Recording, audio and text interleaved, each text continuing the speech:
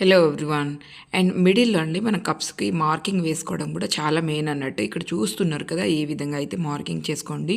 And ఈ marking వల్లనే మనకు రెండు వైపులా కరెక్ట్ వస్తుందా లేదా అనేది తెలుస్తుంది. అండ్ నేనైతే ఫస్ట్ ఇట్లా పై వైపున మనం డబుల్గా పెట్టున్నప్పుడు ఈ విధంగా మార్కింగ్ చేసుకుంటాను అన్నట్టు. బట్ మీకు క్లియర్గా అర్థం కావాలని ఇవన్నీ లైన్స్ గీసి చూపిస్తున్నాను, కానీ నేను జస్ట్ ఇట్లా డాట్ మాత్రమే వేసుకుంటాను.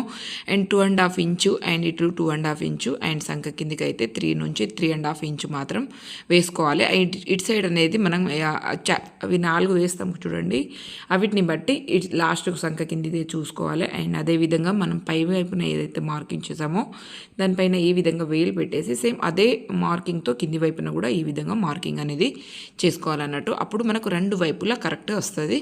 అండ్ చాలామంది ఏంటంటే దానికి డిఫరెంట్ వేరుగా పెట్టి మార్కింగ్ చేస్తూ ఉంటారు. అలా కాకుండా ఇట్లా పెట్టి చేయండి, రెండు వైపులా కరెక్ట్గా వస్తుంది. నచ్చితే తప్పకుండా లైక్ అండ్ షేర్, సబ్స్క్రైబ్.